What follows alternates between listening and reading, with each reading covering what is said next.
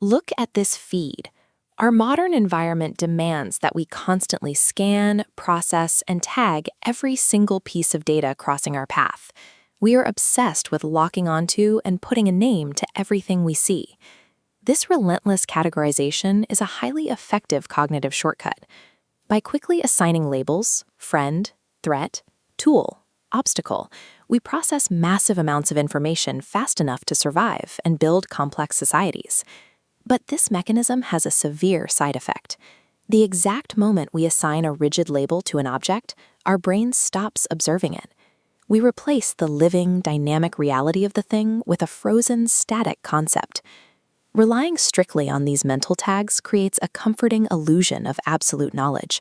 In reality, the very names we use to navigate the world act as a filter, blinding us to the continuous, shifting nature of what is actually right in front of us. Over 2.5 millennia ago, an ancient Chinese philosophy identified this exact cognitive trap. The Tao Te Ching recognized that human language and our drive to categorize form the ultimate ceiling on what we can truly know. Take a look at these ancient bamboo slips. They record a philosophy stating that the ultimate reality of the universe, a continuous, unnameable flow called the Tao, is entirely immune to human language.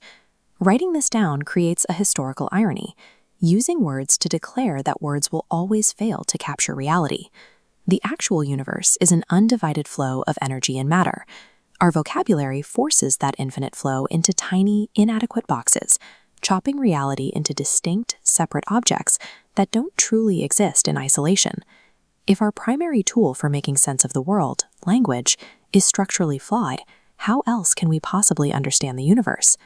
The opening lines of the text offer a specific solution to the language problem. It suggests that humans possess two entirely different modes of observation, each serving a distinct purpose. The first mode is translated as the desiring mind, or Chang Yu Yu. In this context, desire does not mean greed or romantic lust. It means looking at the world with a specific, practical agenda.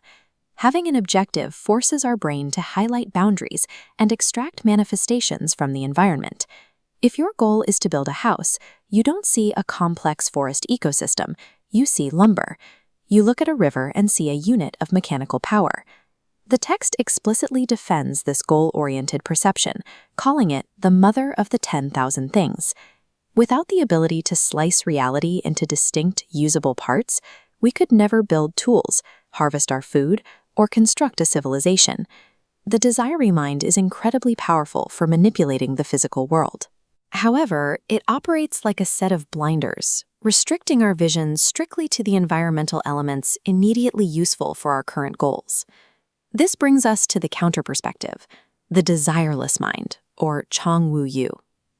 To use this mode, you have to imagine observing your environment with zero expectations, stripping away any need to use or alter what is in front of you. When you remove the agenda forcing your brain to categorize, a shift in perception occurs. The hard boundaries we project onto objects begin to dissolve. By dropping our practical goals, we experience what the text calls the nameless origin of reality. We stop seeing isolated resources, perceiving the environment as pure mystery and interconnected flow. The desireless mind completely bypasses the limitations of human vocabulary. It allows us to connect directly with the underlying fabric of existence, simply through the act of refusing to apply a name to it. Are we supposed to abandon all our ambitions and wander through life in a permanent passive state of desirelessness? Look at this column of ancient calligraphy. It records the ultimate resolution. The categorized world of boundaries and the fluid mystery are the exact same reality. They spring from the same source but differ in name, appearing distinct only because of our chosen cognitive lens. True wisdom, described here as the darkness within darkness, is not about choosing one mode. It is the mastery required to hold both perspectives simultaneously. We have to use labels, words, and desires to successfully navigate the physical demands of daily life. But internally, we must maintain a quiet awareness of the infinite, unnameable reality that sits just behind those labels. Try this right now. Look away from your screen. Observe your immediate surroundings for 5 seconds and actively refuse to apply a single mental label to what you see.